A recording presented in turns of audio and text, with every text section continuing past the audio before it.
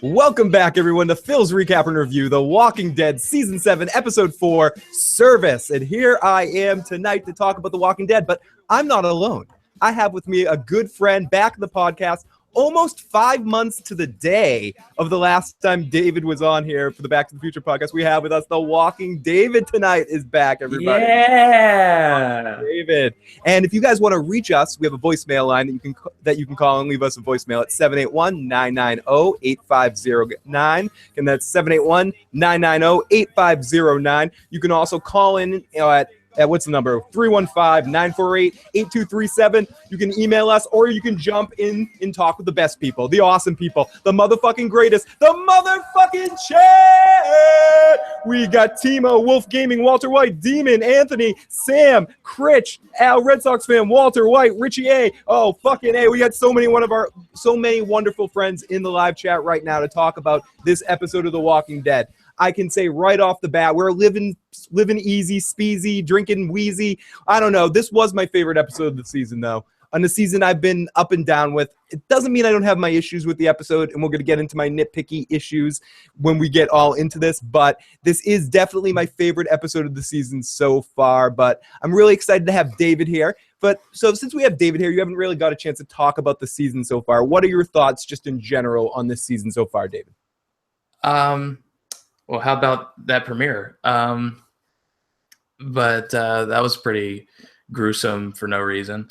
But I don't know. I would say this. I think that the casting of Negan was a good choice, although I think they're going a little over the top. I think they've gotten their point across.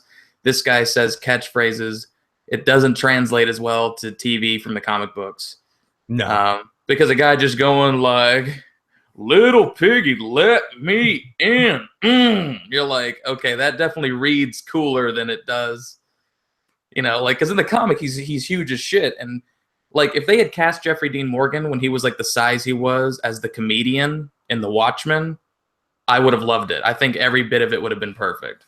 Yeah. He's so skinny. It's just like having a hipster just go, like, "Let me in." David, to me, it's the smiles and it's the way he just has that shit-eating grin. I don't think it translates well from menacing at all. And it comes across very like, na-na-na-na-boo-boo. Hey, David, me. I got your shit, Rick Grimes, and you're going to fuck you and you're going to like it, you little bitch. Oh, you like it, don't you, Rick Grimes? I'm going to fuck it. I mean, there were some good one-liners. I think Jeffrey Dean Morgan is doing good on the one-liners. It's the monologues that get kind of too much after a while, but like one-liners, like as I'm scurrying for the audio here, one-liners like this right here was perfect. This was a perfect moment. In case you haven't caught on, I just slid my dick down your throat, and you thanked me for it. Like that was a decent line. My biggest problem with this episode, and I think this season as a whole, is I think they have some good stuff, but just how they're pacing it all out is wonky sometimes. And I think the same thing can be said about this episode. We didn't need an hour of Negan monologuing and then a half an hour of the good stuff. The end of this episode, the end part of this episode, after Negan left, when Rick was dealing with the emotional shit and having to deal with that stuff and reflection, the scene with him and Spencer, the stuff with everything that was going on with Rick in this episode was great. It could have just been an hour episode with a half an hour of Negan monologuing and having fun and dancing around scenery and chewing stuff up. We didn't need a whole hour of it. It didn't need to be a 90-minute episode. That's my complainy, whiny, bitchy thing about this episode. No, I mean, I agree with you in the sense that that's what I mean by doing it a little too much sometimes. Because, listen, there's nothing wrong with the guy being a little cheesy and, you know, just kind of going up there, you know, saying the one-liners to Rick and leaning in his ear, just going, "I'm just going to fuck you in the face," or whatever. You know, like, that's fine. It's just too much.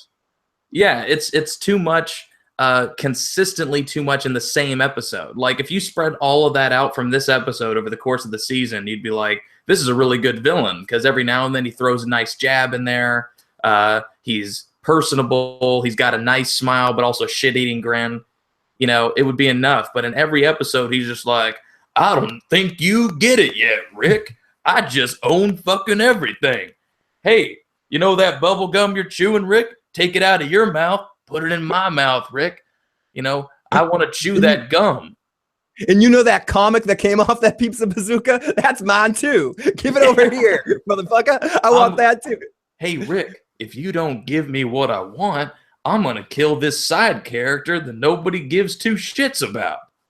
Remember we cared about her in an episode? I'm going to jump into the live chat really quick to get some fucking people's thoughts. Atari Dad says, Phil, did I see this SNL sketch with Dave Chappelle and Negan? Oh, it's fucking amazing. But if you haven't seen it, I highly suggest you shut off this podcast now and come back in 5 minutes and watch it. It's fucking hilarious. That's all we'll talk about that right now. But go check it out. Watch it. It's awesome.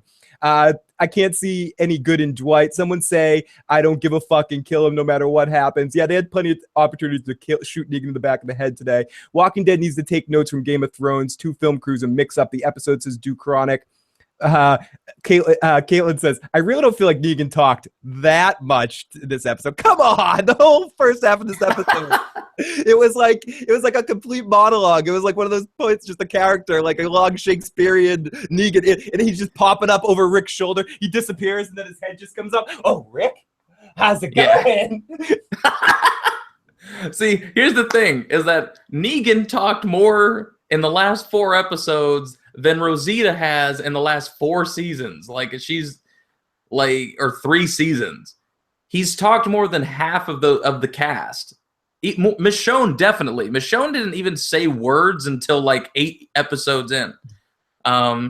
We were just like all like looking at how badass she was from a distance. Like, man, that's a sharp sword. And then she just goes like, I'm hungry. And that was her introduction to the show.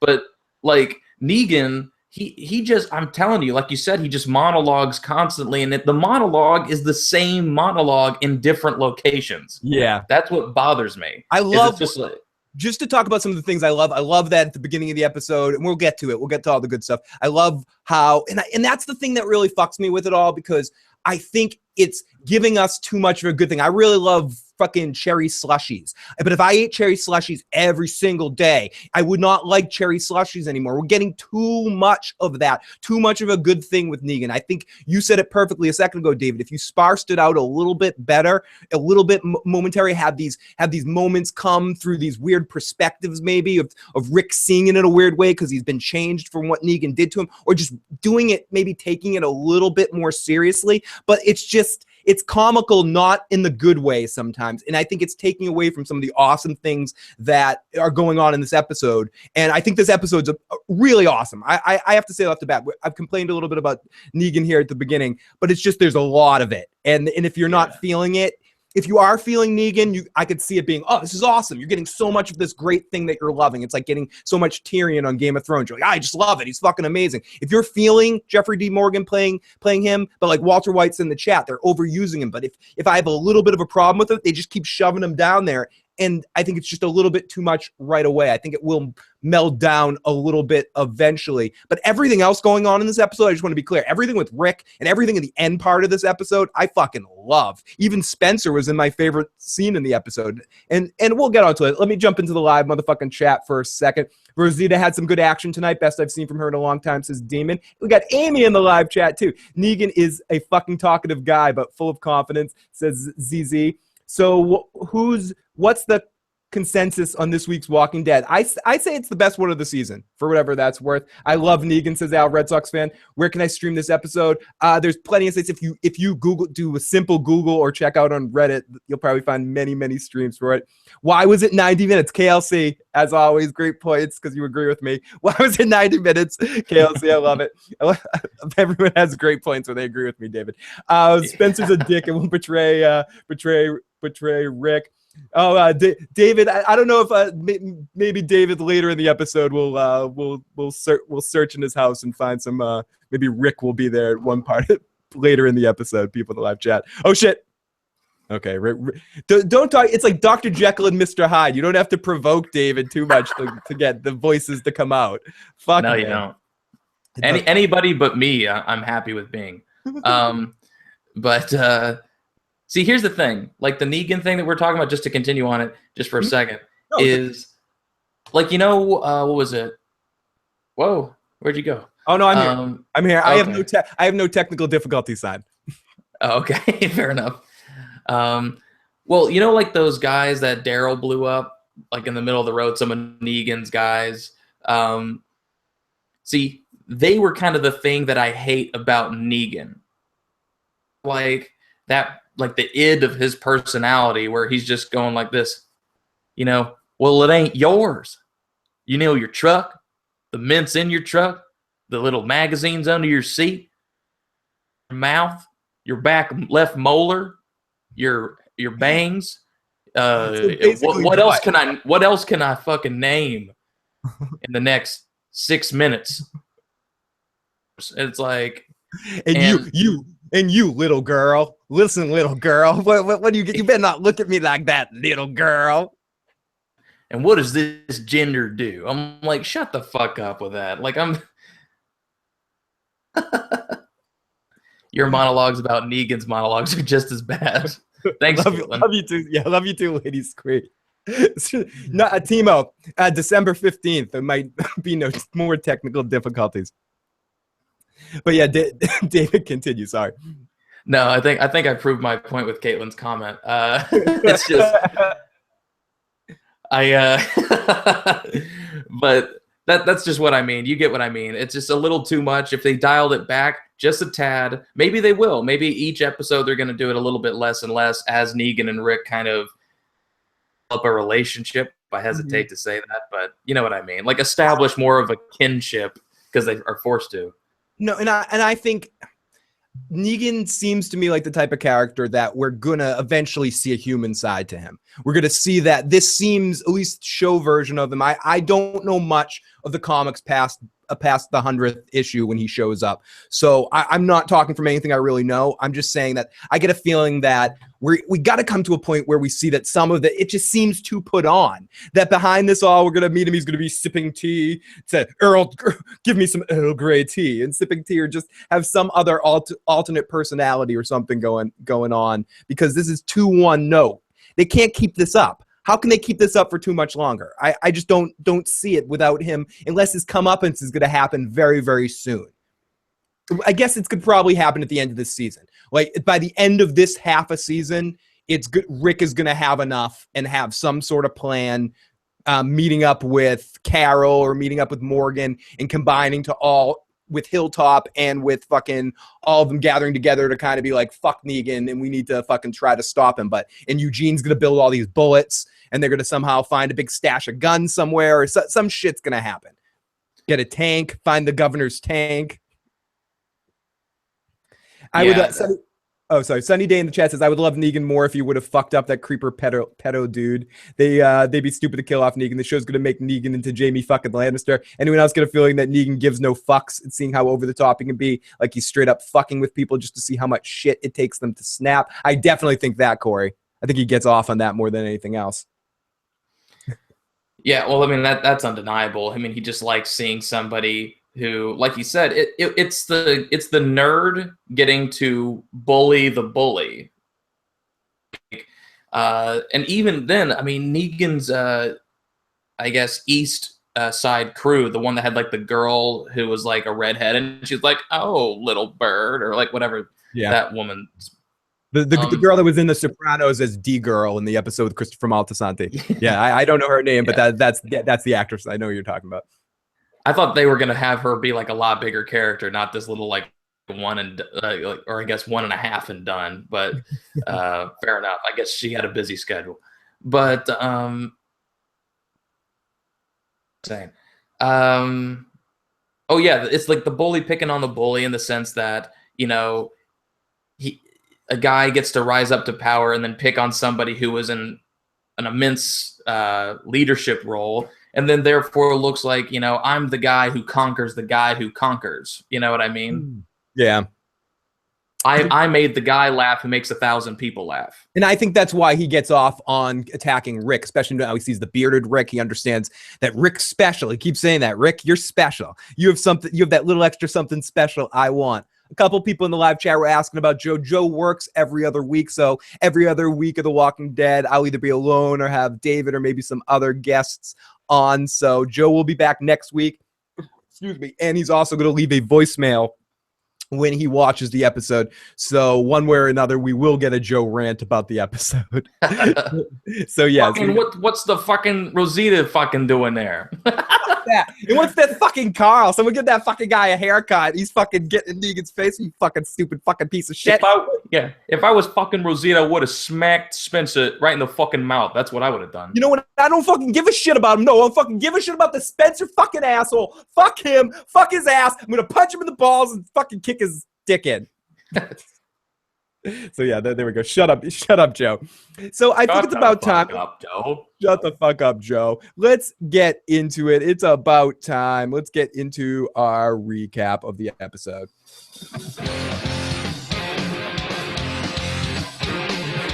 Why doesn't Joe just kill his boss? That's his answer to everything. They paid my fucking salary. Shut the fuck up, Joe. There we go. See, Joe gets it even when he's not here. I was trying to get to a quick Joe rant. Spencer's a red Joe. Oh, we got King J Uno. Carl is a terrible actor. Crazy Terminus. Rick would have fucked up Negan. Crazy Phil. Spencer's a red shirt. Ramsey is sincere Negan. Oh, we get the Ramsey Negan discussion going on. Red Sox fan. Loving Negan right now. I wish I had cable so I could know what's going on, even though it might be shite, says Eli. So let's get into our recap of this particular episode of The Walking Dead. So we open up to Michonne and Rick in bed on opposite sides of the bed. Michonne looks over, breathes deeply, as I do when I see David on the other side of the podcast. I'm like, look at that sleepy Rick Grimes. He's such a deep sleeper. And at first I read it as she gave him a look like, I'm with this fucking loser. I'm with this little piece of shit. But no, she was making sure he was asleep. And she gets up and she grabs her sword. At the beginning of this episode and throughout, I think this episode did an excellent job with music of not using it and kicking it in at certain times. The whole beginning part of this episode up until I don't think we get full-on music till the very end of it is almost silent. And she looks in the fireplace. She grabs out her little sniper rifle and she puts her shits back. She collects all her shit and she heads out. And she heads outside. But Rick sees it all and he's not happy. So we cut to Michonne walking in the field. It's a great visual shot of her. Still no music, creating an interesting feel where the only sound is the wind and the distant walkers. She looks about and she cocks her gun. A couple of just great shots of a car. And then we cut up to Rick waking up with Judith, saying good morning to his girl. Oh, since he's saying good morning to Judith, we didn't talk about the biggest straight up reveal of this episode, I guess. The whole, I guess we can get to it at the end, but Rick basically admitting finally the truth that I knew it. That Shane is Judith's dad. I swear, I'm not even kidding. I know exactly when that was figured out. I think some people who really love the show, they also probably think the same thing. It was right after he got off the phone, right? With his, when he was hallucinating and going through all that shit. Died. And he comes out, he's wearing like a blue shirt, and he asks Herschel for the baby, and he literally holds it like this. And it just looks like he has this look on his face like I feel nothing for this baby. You know what I mean? Like I'm supposed to, but I just don't feel a connection with this baby. And I think it's because that's when he knew for sure that it wasn't his. He gave the baby bad lunch face. He's like, ugh. It was, this yogurt's expired. Did I just eat this yogurt? Gross. Sorry. I don't know what. Did I just eat this yogurt? Gross. Patricia, one of the best parts. I think everyone knew Judith wasn't his daddy. Who's the baby's daddy? Shade. Who is that? The whole group. Spencer, please kill Spencer. Hi, guys. We got Lowell in the chat. I just watched this shit. Good Lord, Negan is a talker. Shut up already. Same David, says Tara Chad. The Punisher is the baby's daddy. Yeah. Fucking Frank Castle's the baby's daddy. So, I'm a better father than you, Rick. I'm better for Lori than you, man. Oh, I'm sorry, David. I wish I could do a Rick right back at you right there. I was just about to do Rick as Batman. I'm the hero this time, needs David. Oh God. You want my children to call you daddy? Is that what you want? that life won't be worth a damn. I know you won't be able to live with this. I was gonna ask you to do that line from Casablanca as Rick Grimes. Maybe not today, not tomorrow, but soon you're gonna regret it. It's gonna happen. Listen, they're gonna get in. So Rick, no, Rick. This is Dr. Phil, and then we need to talk to you. How do you feel that you now know that the baby is not yours, that Judith's not yours? How does that make you feel about Shane and whatever the hell your ex-wife, your horrible ex-wife's name was?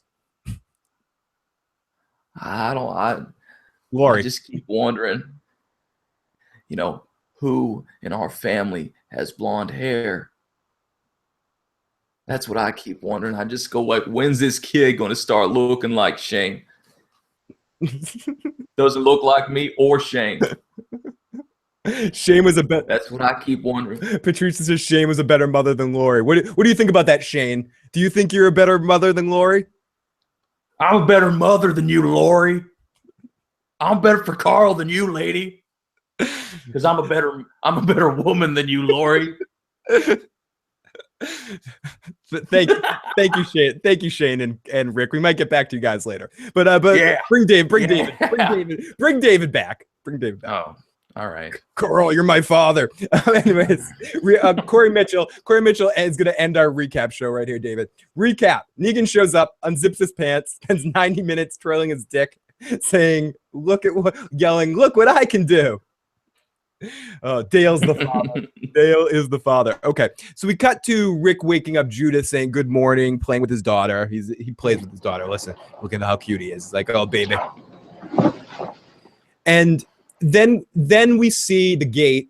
We go over to the gate, and Rosita comes in with Spencer, and they're asking to open the gate to Eugene, who's sitting there. And we finally get to see Eugene again, and Eugene, he just kills it. This actor, Terry McDormand, or whatever the hell his name is, in every scene he gets a chance to play this character, he kills it. He blows it out of the water. Adds so much comic relief. I don't know. I guess this is an example of the show. I want to say, I wish he was in it more, but I think they use him the exact right amount of time, because every time I see him, I'm excited to see Eugene. What do you think, David?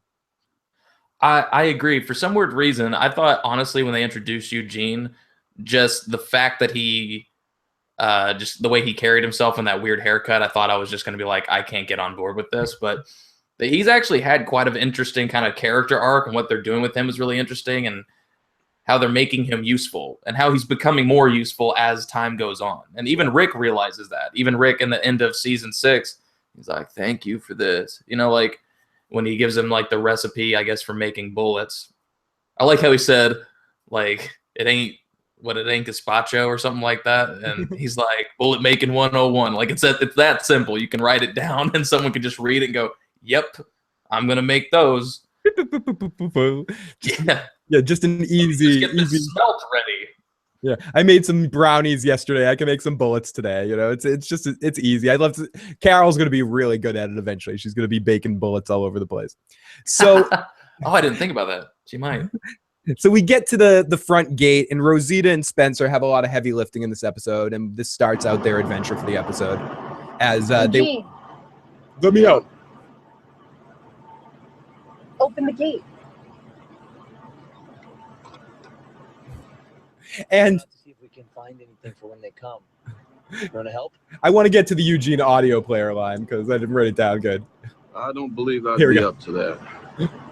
Yeah, sounds about right. Yeah, sounds about right, you fucking lazy fucker. I'm repairing this portable audio system for them. We'll have a perfectly respectable music player when they arrive. I'm dealing with uncertainties, and I'm doing my part to give them what they want. It's like everyone else is in The Walking Dead. He's in Raising Arizona. He's Nicolas Cage's character in Raising Arizona. Listen, I don't know what you're talking about. I'm going up here. Like, he's in a different television show, a different universe than everybody else, and it's fucking amazing. And yeah, it's just amazing, David. Yeah, he's like stepped out of Ice Road Truckers into The Walking Dead. He's that guy. He's that guy driving the car when you would be when I'm tagging along on the Storm Hunters adventures, and you're going, "Yeah, motherfucker! Yeah, we're driving right into that tornado." He's like Dusty from the movie Twister. He like Philip Seymour Hoffman's Dusty from the movie Twister.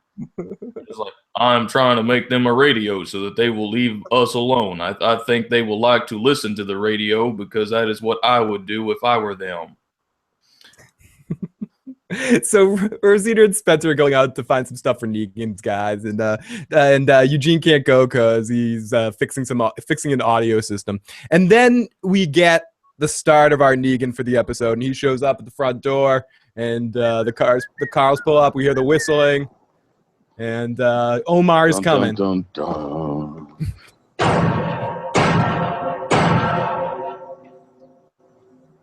Little pig, let me in. Classic line. Okay, so and he gets real upset when Spencer doesn't know who he is, and I want to like this guy. I want to like, because I love the actor. I love the line. I love the attitude of what's going on in there in this moment. I like what's trying to be conveyed, the cockiness, the insecurity. I guess I need to start looking at it in a different way. If I'm looking at him as a big fucking baby that is so fragile, that needs to constantly be blowing up his ego because he has to talk all the time and showing how has his own insecurity, his own fucked up mind, and fucking taking that all out on everyone around him, and he's using that as a springboard for his charisma and shit, then I mean, I guess I need to do that myself, because what I'm seeing so far is I don't get the backstory. Someone said in the live chat they never really give a backstory to him. They've said that maybe he was a used car salesman, so he's supposed to be just like dirt of the earth. So I don't know. I need to for me to be interested in him, I need to at least fake intention and emotion and something deeper within this thing that he's doing, rather than just playing the game, because for whatever reason that's not coming across with me. And that doesn't mean they couldn't have done that, but what the actor's doing, it's coming off, I said this a second ago, it's coming off to me like a facade, like he's putting something on, and I don't know if that's an acting choice and something's fucked up there, or it's just Negan himself telling me something that's going to be disclosed later. I don't know if any of that makes sense, David. Yeah, well, what I think the interesting thing about Negan's character is, if you notice, anytime he is around, obviously, his crewmates, he has this really over-the-top, just like, let me in, and I'm going to eat your breakfast, Rick. Yeah, But then, when Rick and him are by themselves in the pantry and nobody else is around, and they're like, about to kiss in that one scene, Rick is able to kind of give him a little bit of, throwback, you know what I mean? Like, what do you want me to say? That kind of thing. And his men, Negan probably never would have allowed that. Knows that when he's not around his men and they're just one-on-one, that they're kind of equal. You know what? They can kind of have a banter back and forth. And if he's around his men, he's his cuck little bitch. A couple of people are saying that in the live chat, but ultimately that we could just go through this episode and we can go through it over and over again. But the subtitle of this episode could be Rick is Negan's cuck bitch. I fucking hate the use of the word cuck when it's not properly used. He's a cuck because it's fun to call people that. No.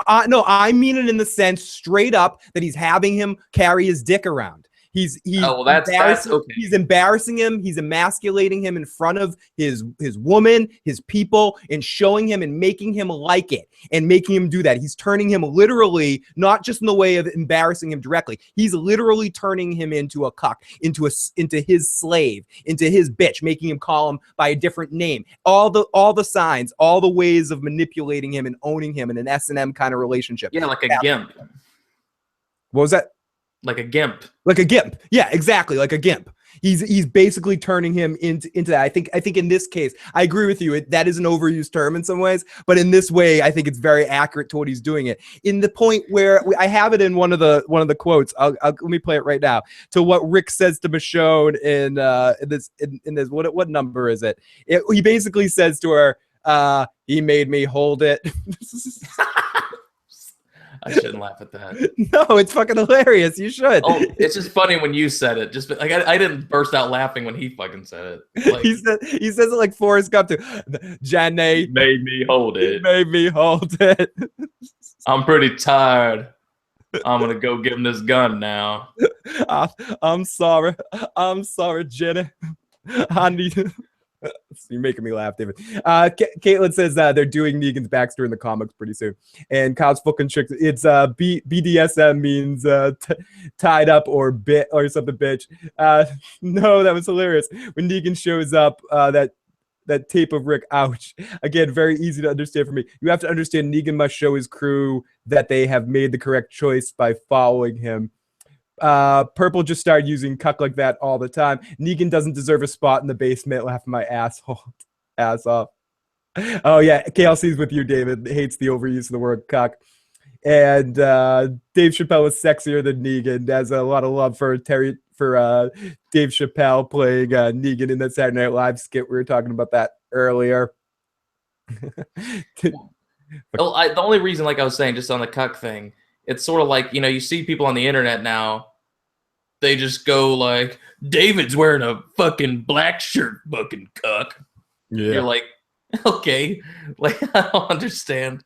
Well, if I said to Dave, listen, David, you're going to wear a red shirt tonight on the podcast just to show that I own your ass, motherfucker. That's what you're going to do. You're going to fucking do that, David. See, I can't even do it. I can't even come off like that naturally. Come on, little piggy. Let me inside your... You got to use nursery rhymes. That's what really fucks with people. Like, Negan walks in like Andrew Dice Clay in his first stand-up special, just going, hickory dickory dock, Rick. It's funny, we both went to the hickory dickory. Little Miss Muffet sat on the... Tuffet.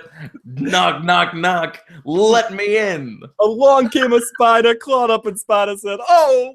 My favorite one of all of the Dice's jokes like that is the little boy Blue.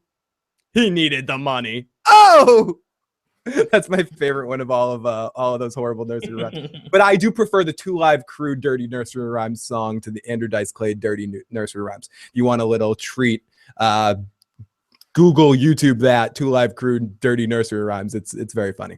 Anyways, so we cut to, where are we? So we cut to Rick waking up Michonne. We see the little piggies, Negan and Spencer talk. Spencer doesn't know who Negan is. Negan gets pissed off. He's like, don't you know who I am? I'm the one that killed everybody. I'm awesome. You don't know who I am. I'm the star of this show now. I'm the greatest of all time, says Negan. And then Rick comes out looking all passive, and Negan's like, hey, you better open the door. You don't want to everyone look at my ass. Look how hot I look. I'm Negan. Look at me. Yeah, see, that's what I'm saying, man. It's so over the top around his guys. And the way that if they're going to ever make him personable, one, they need to show how he originally got a group together, even if it was like 5 or 10 people, back when he was probably something like what Rick is, and back when he started implementing his rules and, starting to manipulate people. Because honestly, it's going to drive me nuts just assuming like, yep, this guy has all of this stuff. No explanation needed. Because here's the thing. This entire show has been an explanation as to what Rick and his group have. Like everything that they've been working so hard for has been established over the last 6.5, 7 seasons. And Negan just shows up and goes, fuck it, man, season 7. I've been doing this shit for as long as you have. Give me half your shit. I want it all. Give me half your stuff. That's like if Rick just didn't exist and the show was about Negan and Rick just shows up just going, give me half your stuff. I've been living about a mile down the road. I just need half your stuff, or I'm just gonna have to take out one of you. That's just the rules. You're like, what the fuck? You'd be like, what? Who the hell is this? And it's all about perspective too. What you're saying, like, because we spent so much time with Rick and all of us seeing Negan just come in here and hijack the show. It's like Poochie coming in on Itchy and Scratchy all of a sudden. It's just like it just sticks out. Negan is very Poochie right now. Tara Chan, now Red Sox fan. Have a very good night, guys. Love you guys.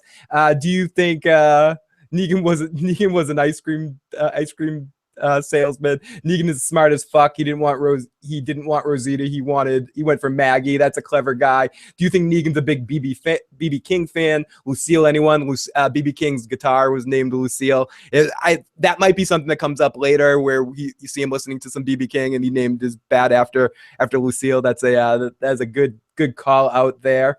Negan also cheated on his wife when she was dying of cancer, says KFC. Corey Mitchell says the Negan has no equals. The Sunday, the Negan is going to smack that piece of garbage. Stone Cold Keep Steve Austin. That Negan has no equal. That's this Sunday. That Negan's going to smack that piece of shit. Stone Cold Austin right in the dick. Oh, dude, I just thought of something awesome that they should totally do to make Rick like a badass. Do it. If he ever gets to kill Negan, you know what? He should just like have him on his knees, right? And just be like this. You see this? This is Negan. And it is thirsty. You know what I mean? Like he names his gun like after Negan. Like that's maybe what Lucille, like why it got its name. I think that would be great. It's just to give it some of his shit back, because I think Rick, hearing all of this stuff, if he ever does get his redemption story, he's gonna lay it down some epic one-liners. Oh, when he finally gets a chance to get at this guy, it's gonna be that. I mean, that's, to me, they have to be wanting to make me hate this guy. I can't imagine them. At first, I thought they were going to try to make me like Negan, because in my limited stuff I've read in the comic books, I like him. I think he's funny. I laugh at his jokes. He's charismatic as fuck coming off the book. On the screen, I'm like, this guy's annoying. He doesn't make sense. There's no foundation for anything, and it comes off kind of kooky. So hopefully, I don't know. I hope that changes, and maybe it's just so I hate him so much that when he eventually does get taken down by Rick and Daryl, cutting him to pieces with a saw, with that hatchet, chopping him up, taking Hatchet. An axe. I'm sorry. An axe. No. I know. I'm sorry. An axe. I did like that. I don't know why. I really do like it when he was like, leaning up to him in the premiere, just going, "Yeah, sure." And that's Simon. What do you have? And that's the thing, David. I can tell why he got the part, because there's these moments, again, single line deliveries, or when he takes his time the right way or gets the right cadence on it, where it definitely works. I think he could be a great Negan. I just don't think he's being direct. I don't know. I'm getting weird on it, but getting directed in the right way and getting the right takes on the way he's saying the lines. He's just, ha, ha, ha, woohoo. Like he just should be having being even more fun. If he's going to go there, go all the way. If go full crazy, go full Captain Caveman, go Loki from the Marvel movies. Like eat it up. Go eat it up. Go Kirk. Go fucking Shatner on his ass here. Like do it up. Don't try to keep a foundation. I don't know. It seems like he's trying to do two things at once, and it's not quite working. It's just going to be me bitching about Negan hour. But that's what this episode was. This episode was a lot of good stuff with Negan monologuing every once in a while and messing with it. It's like good stuff's going on. Oh, good stuff's going on. Negan, good stuff's going on over here. Negan's like, "Hey guys, what's going on over here? Are you guys having fun? If you're having fun, remember me? I'm here." And maybe that's what they're trying to do, and it's a huge success. And fuck on me, but it is starting to get to be like that, and that's fun. I had a lot more fun with this episode than the last episode than that. Yeah, no, I've had fun with every episode in the season, but episode 2. Episode 2 is the only episode I did not enjoy. But this is probably my favorite of the season. Yeah. So far, I think the reason I like this episode so much is I like when we didn't get to see what was in a character's head episodes ago, like Rick. We got to see a little bit. We got to see his eyes, and people kept mentioning that the premiere kept focusing on his eyes, because they were sort of saying, like, the eyes are the window to the soul, and we're supposed to be seeing how broken Rick is, and we can see it in his eyes, like he's just completely lost. Now in this episode, we get to see Rick like almost a week later, not quite a week later, but after he's had time to process some of this, and you can see how traumatized he is about certain things, how he kind of, I hate this word, but to get sort of triggered by certain things. Like when Negan kind of lunges at him, like steps at him really fast, Rick kind of like he looks down You know what I mean? Like, Yeah. it kind of like slumps away like a dog that's about to get slapped on the nose. And or like when the cool kids in school, when you're like a freshman in school, and then the big kids, the seniors walk by, the tough kids walk by, and they're just like, "Are you looking at me? Or you bump into someone? Are you looking at my girlfriend?" yeah. Not looking at your girlfriend. Oh, we got Tuck in the live chat. Negan is a D-bag friend who is bigger than you, always wants to hang out and gets drunk, threatens to beat you up, and gets you arrested. Fuck episode 2. I'm going to try to act like that episode didn't exist. I don't think people are giving Negan enough credit for single-handedly solving Alexandria's bedbug problem.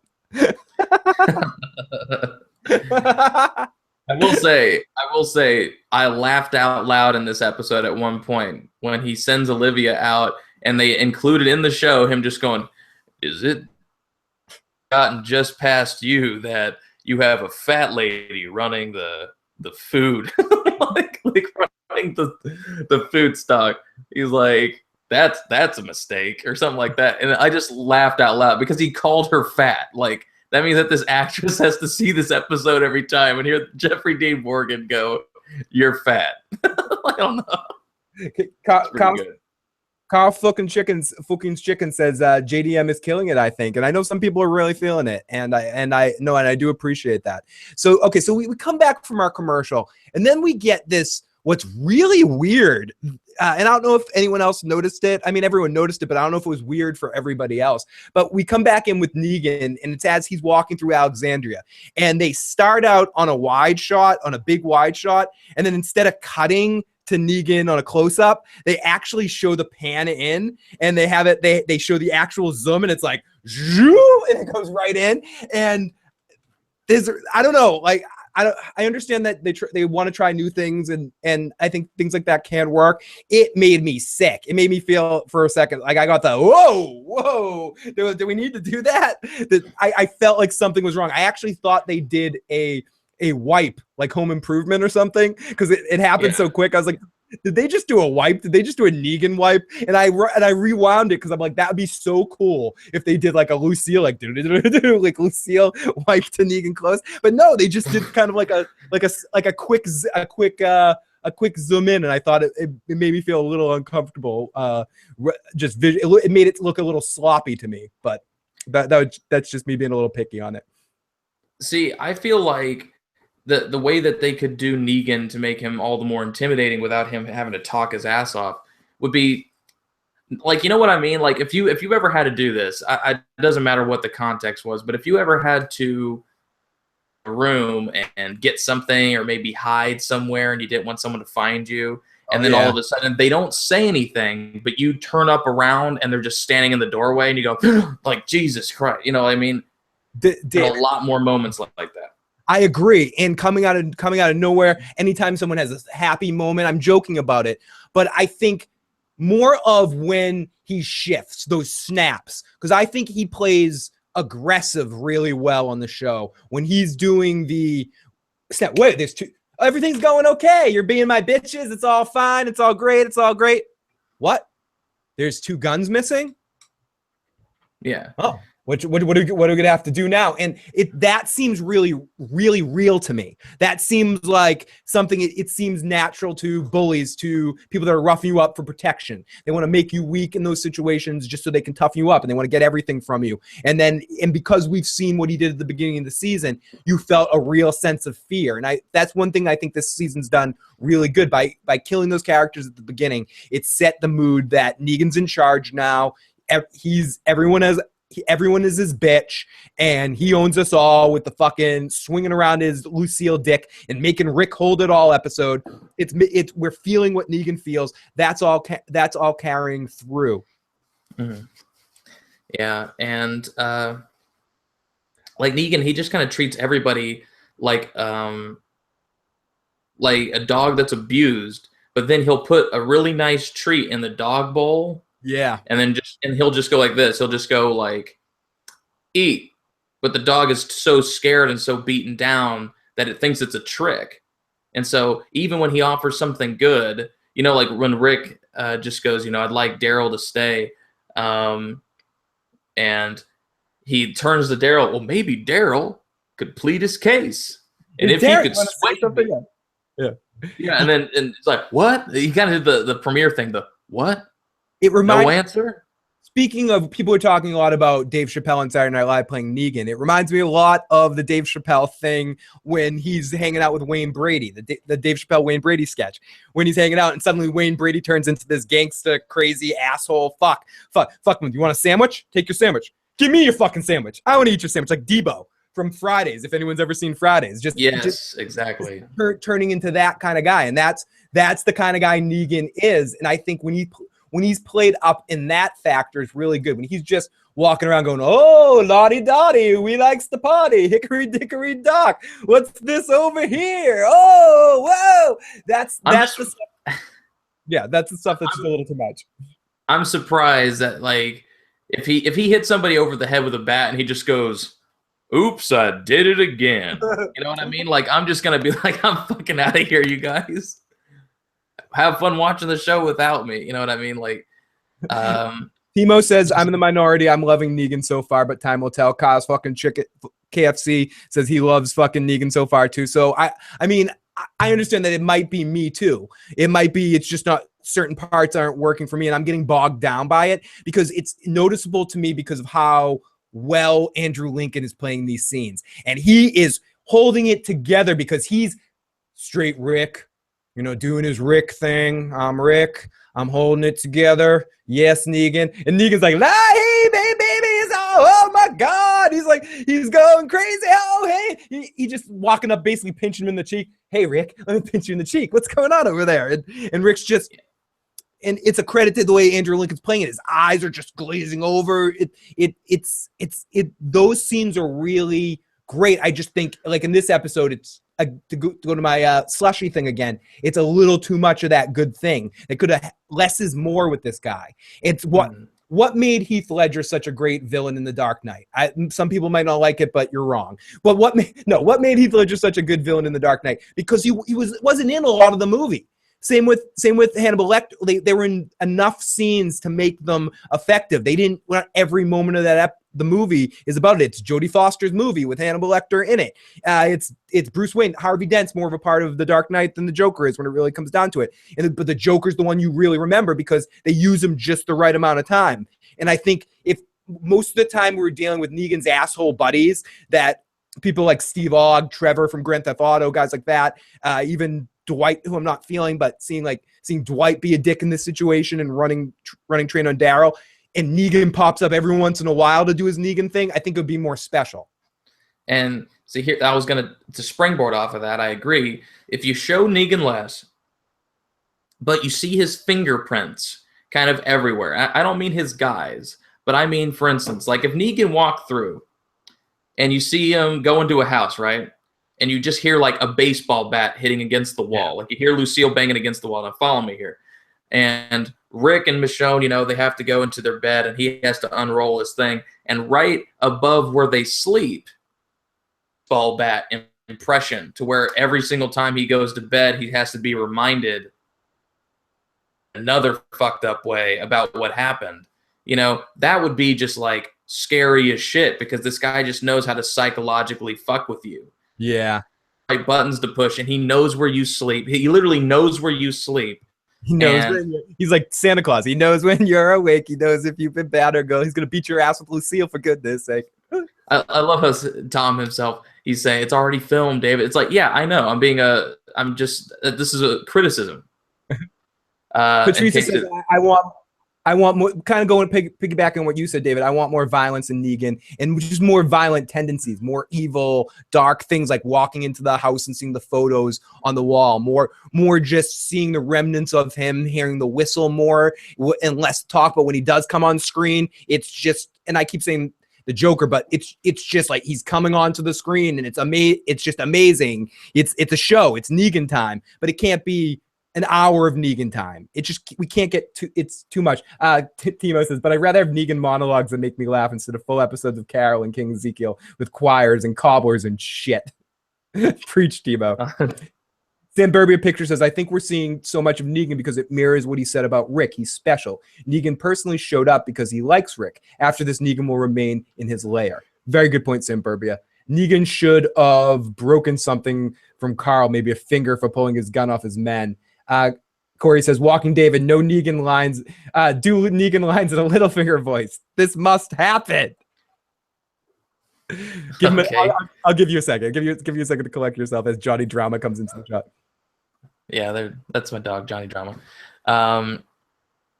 What's a good line that he says in this episode, Phil? Just so I know, I just fucked you, and you liked it, or something. What's the line or something? While you're getting. Oh wait, I got it. Did you see what just happened here? Dick down your throat, and you thanked me for it. You get what I want. Yeah, good job, David.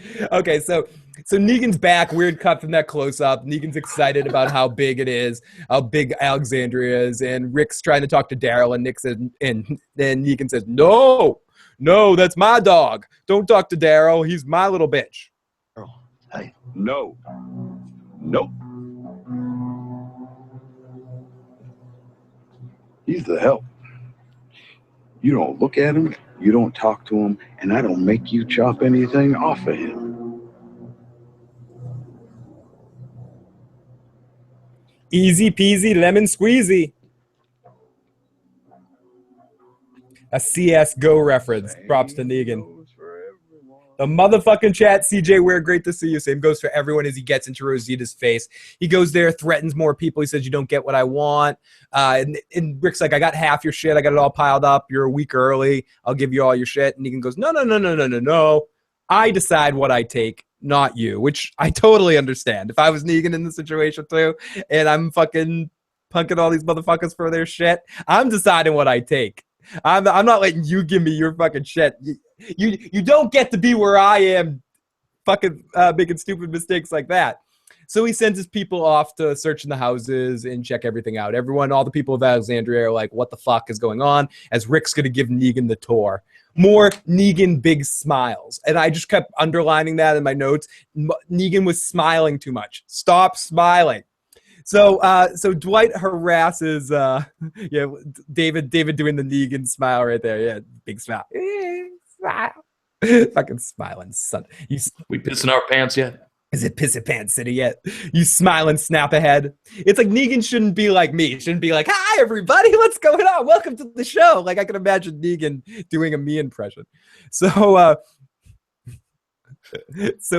Dwight harasses Rosita and Spencer, and we all want Spencer to die, And he collects his stuff. He searches the car, takes all the guns out, and he goes, give me your shit. Dwight says, I got a job for you guys. Go get me Daryl's bike. Find my shit. You know where it is. And they're like, I don't know where it is. No, you know where it is. And Dwight takes her hat and harasses her more and kind of just gives her rapey eyes. And then he takes her water and dumps it out like a fucking dick. And just to be a dick. Yep. What do you think about Dwight, David? See, here's the thing. I think he's actually a really solid actor.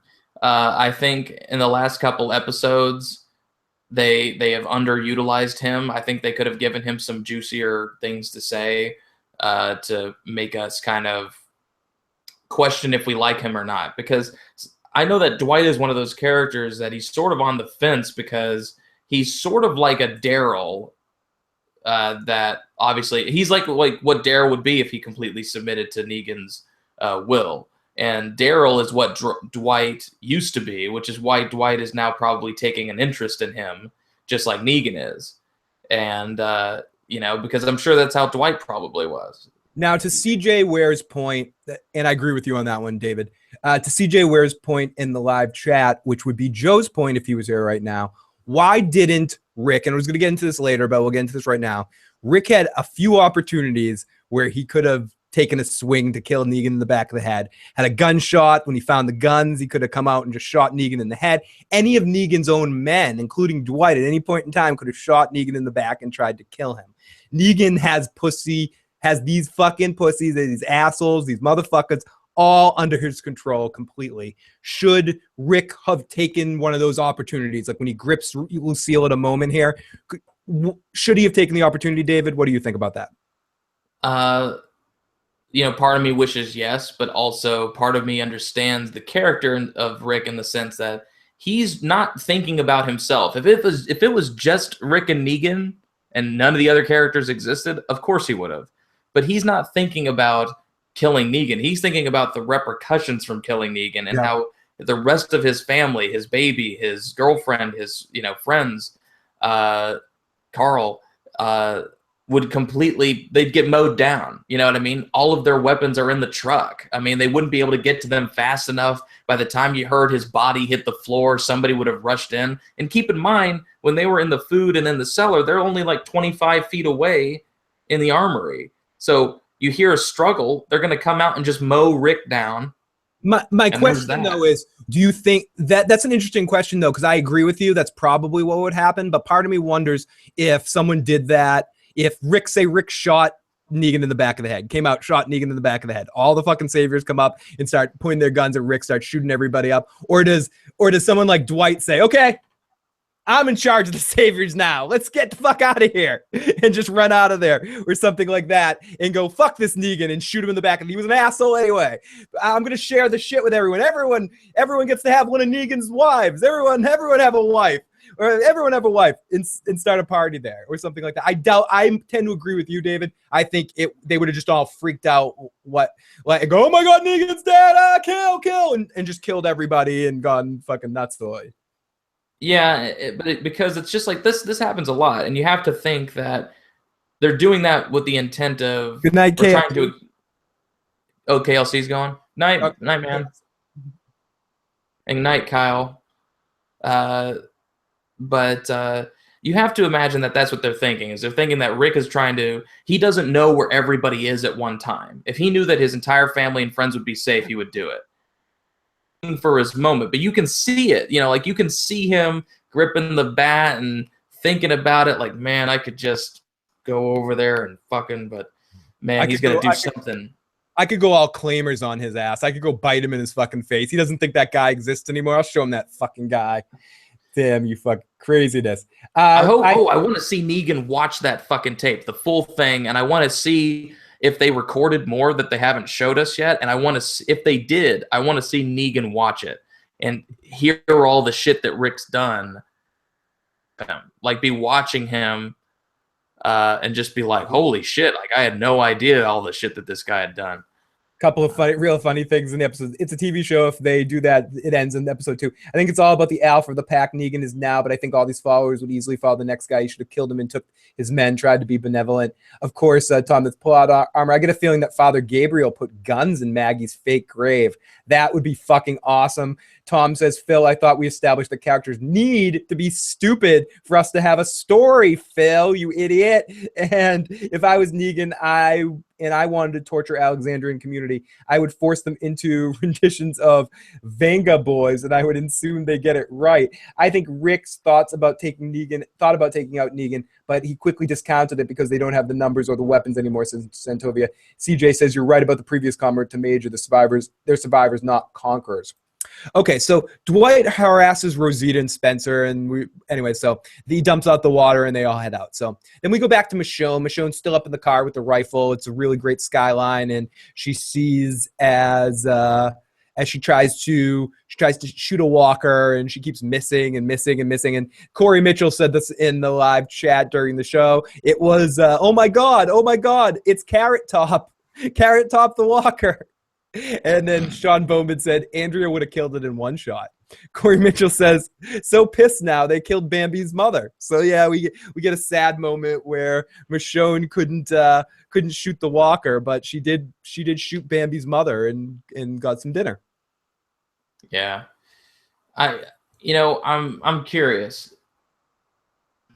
They get past this. They get past the Negan, the saviors. How's Rick going to be? Is he going to completely go off the deep end and just completely be like, we are absolutely not trusting people anymore? Are they ever going to leave the Alexandria safe zone because they're just going, you know what? We fought off an entire zombie herd and we fought off these people, but we're not sticking around to let third time be a charm. See, See, what you're treading on is a bigger issue that's been talked about a lot, just overall about The Walking Dead, because The Walking Dead is at such a weird point where I think the balloons off the fruit or whatever the hell that saying's called. At this point, people are starting to look to, is this show ever going to end? Is it going to be a conclusion? Where's the storyline go? Is there a storyline leading us to something? And I think it all depends on that, David. If it's just rinse repeat constantly, if they just want to perpetuate and constantly go, so we're at season 20 of The Walking Dead and none of the same characters are there, and it's Carl's show or something like that, where it's only the actor that plays Carl's the only guy left from the original cast or something horrible like that. If the show's just going to continue forever like that, or if we're actually leading to something within the next 3 to 4 seasons of a conclusion of a storyline to moving on, getting to Washington, to the CDC or something. I don't know. That's not what it is, but something. Who knows? And I think that's a big decision that The Walking Dead has to make moving forward. And they're really taking their time, having every episode focus on one individual location and taking their time. Next week is just going to be the Maggie and stuff. They could have had all the events of all these episodes in 2 episodes if they properly edited it all together. If they just had the right amount of time, if they just spaced things out the right way and had enough time here, enough time there, to what they've done in this is episode 4, they could have done it in 2 episodes and had a lot of other stuff going on. And then actually had the story move at a quicker pace, where they used to have it move a little bit quicker of a pace. Now it just seems like they're sort of wasting time. It's the end. It's going to be like The Simpsons, where people never age. It just kind of keeps going around the same circle. Walking Dead is going to turn into Supernatural, said someone in the chat. And okay, so this is the scene that, if any, in Negan's monologuing bothered me, it was in this scene. We see guys taking furniture out, and he's monologuing about how this is the best part. This is the best part. I love this place. Negan looks at the video of the bearded Rick, and he says, look at that man bush. Yeah, I would not want to mess with that guy. Yeah. Luckily, he ain't here right now. And like Timo said, preach, Phil. They could have combined the last 3 episodes into 1 episode. There was enough awesome stuff that happened that if they just timed it out. Sometimes shit needs to stay in the cutting room floor. And I don't mind some episodes, the occasional episode where we explore something longer. But for my taste, The Walking Dead works best when it's an ensemble piece and we have like a lot of our main cast members, not when we have a couple of our main cast members and a few, and then a bunch of red shirt people and these one-off character deep study episodes. Because I feel like that's not what The Walking Dead does great. I think it's just good at showing real people in these awful situations, not getting deep into these rabbit holes, so to speak. I don't know.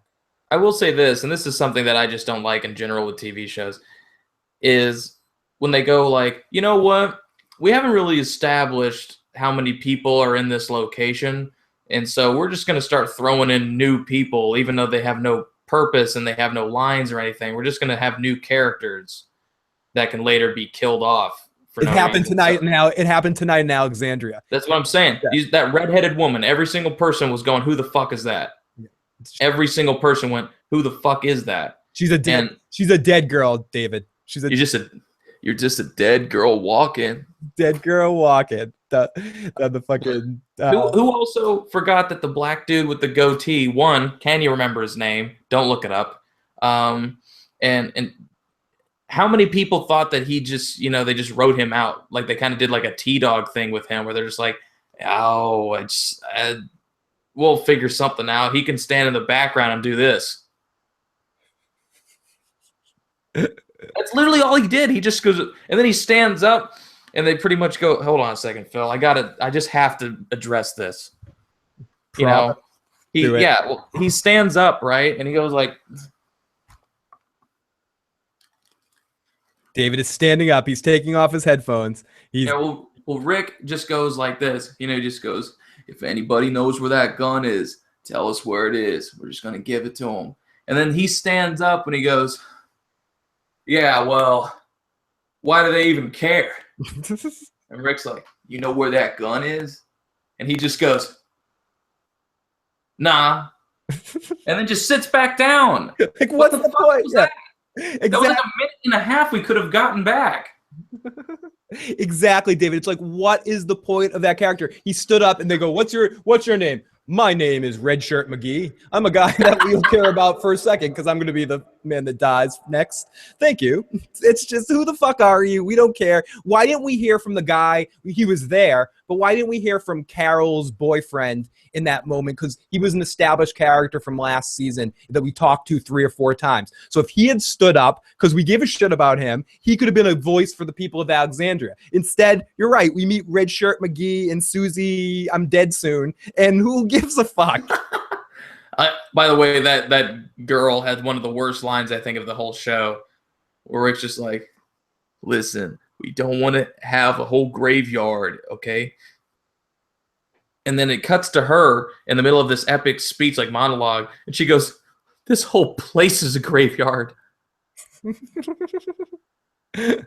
So, and then I'm like, what are these people just like demanding they keep their SAG card every couple of years? Like, hey, remember that time when I hurt my ankle back in the show with Glenn, the least liked episode of last season? Can I like shrug my shoulders in this season so that I can, pay my rent? I don't know what the fuck they did. I don't know if they like know somebody on the show, because if they do, I want to meet that person because I think I'd be a lot better at leaning on lampposts than some of them. Dude, get me a job. I'll lean on that lamppost right fucking next to you, David. So Negan says he would not fuck with bearded Rick, and again he says the same line that he said to Abraham in episode 1 and maybe even in the last episode of last season. I can't remember. Oh, I need to shave this shit.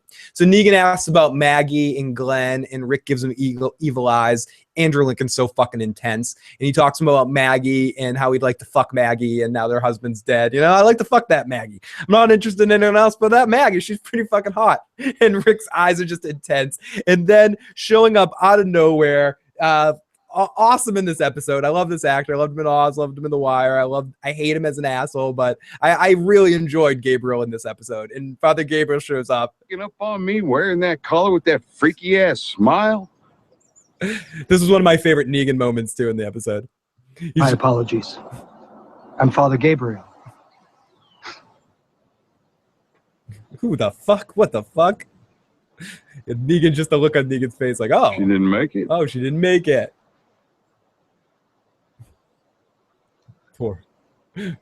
Poor guy. So Damn tragedy. yeah, Gabriel. That's what this is. Well, this must really suck for you guys. Number one, that was on me. No choice there. Lessons had to be learned. But number two, that didn't need to happen. Daryl there, he forced my hand. Probably put her right on her back, huh? So Negan, that was one of my favorite Negan moments in the episode. He's really getting into it in the psychological aspects of it. And Father Gabriel was just giving him stone cold face. Someone said in the live chat, I want to know what kind of drugs Father Gabriel's on because I want some. I want some of those pills. Timo said that. Negan and Father Gabriel would make awesome roommates. Negan literally broke a window, so he can't waste bullets on zombies.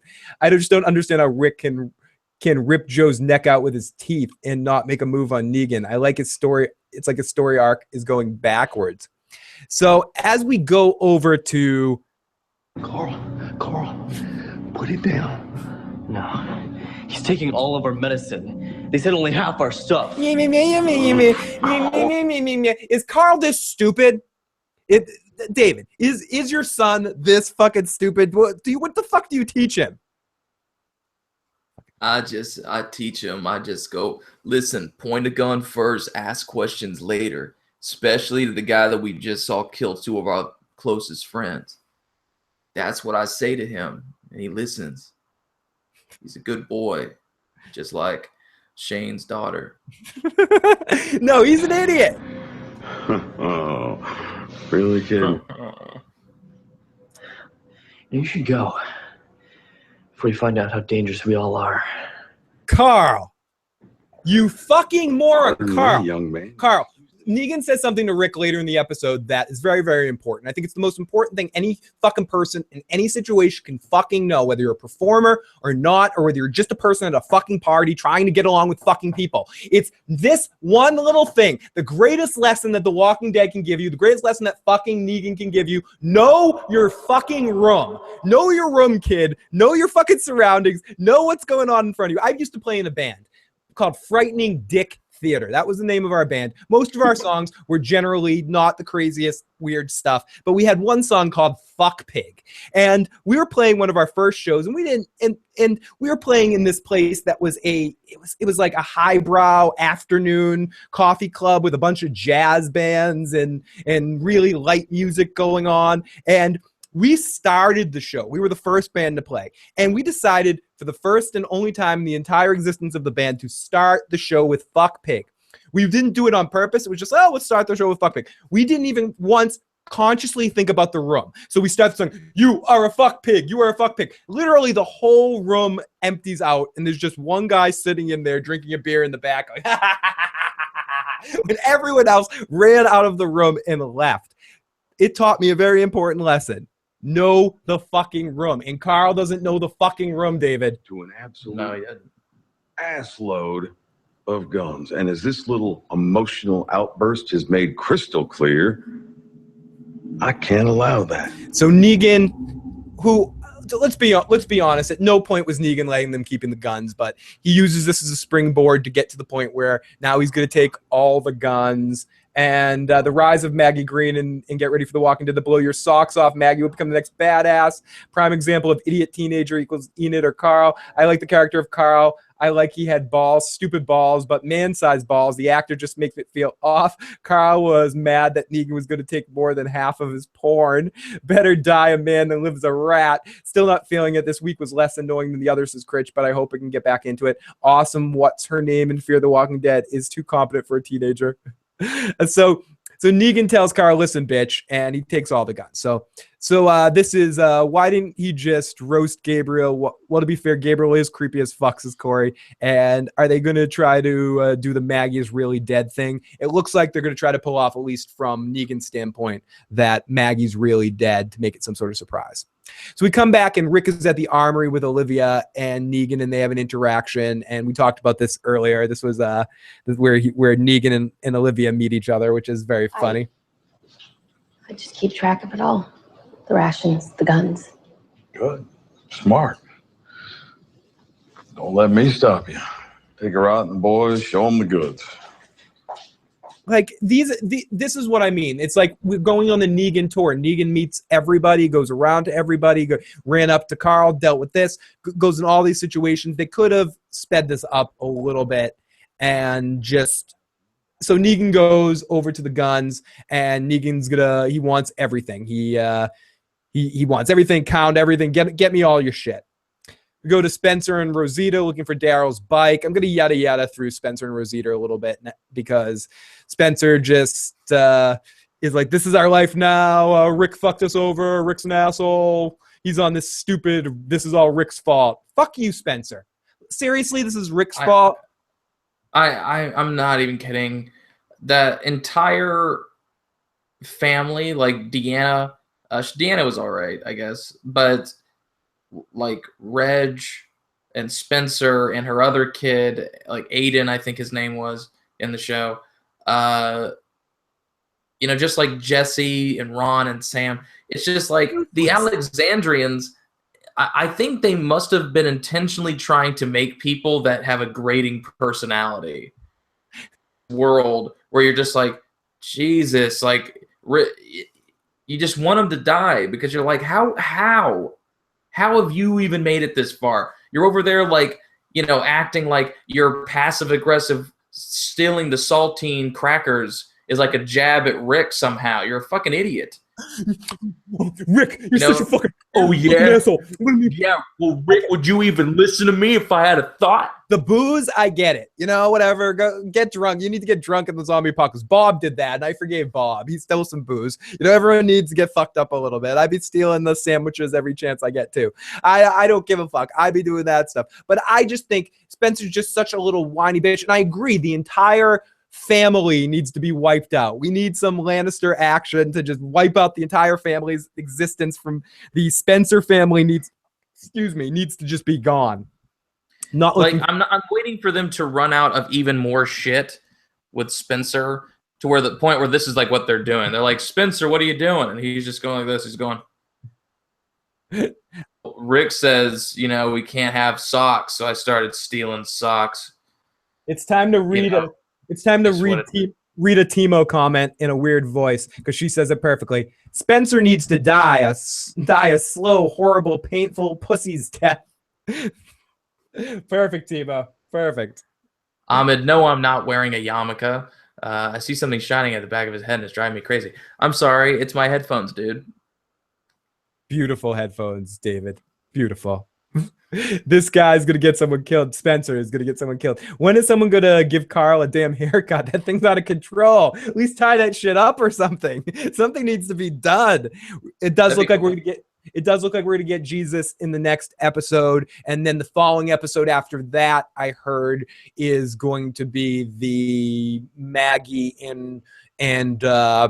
or no, that's next episode. And then the following episode after that is going to be the Heath and what's her name? And Tara episode. We're finally going to get back to Heath and Tara in a couple of episodes. And then the final... Oh, it's exciting, huh? That's a whole Heath and Tara episode. Are you looking forward to that, David? Is that going to be the best episode ever or what?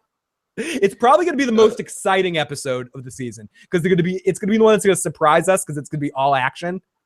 Yeah, we can see some more of Heath's ghetto stabbing of zombies where he just goes like, "Yeah, motherfucker, yeah, side of your head." And we can keep getting your teeth against my arm, ghetto stab. In Tara's wit. Oh, we can get the Masterson wit. It's going to be amazing.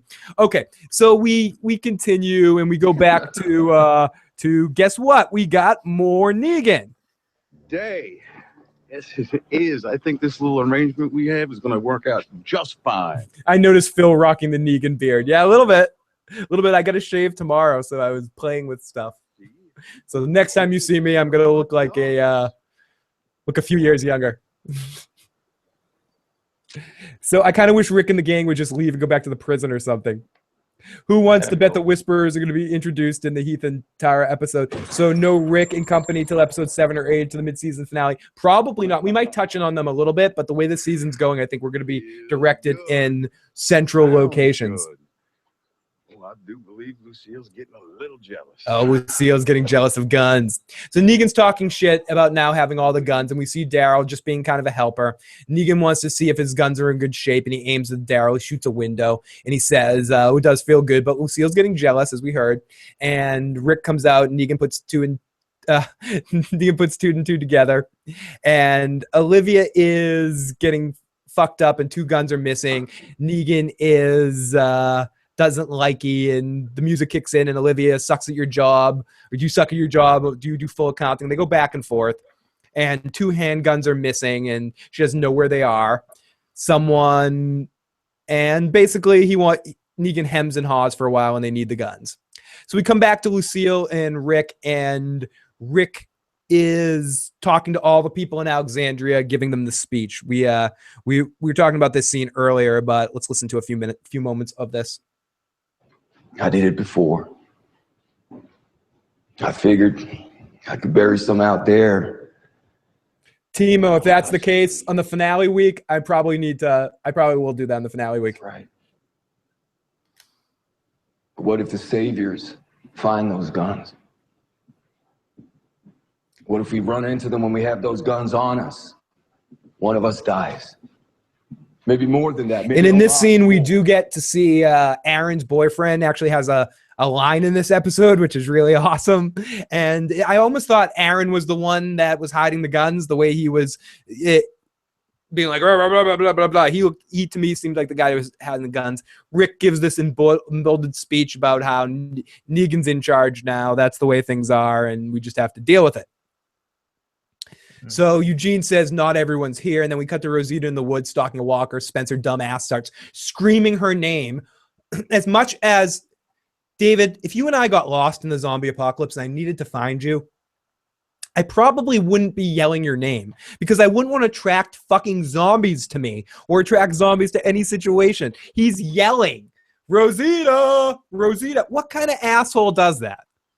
This is the whole point, is that Spencer, I don't care if everybody's been trained with a gun. One, he's bad with a gun. We've all seen that.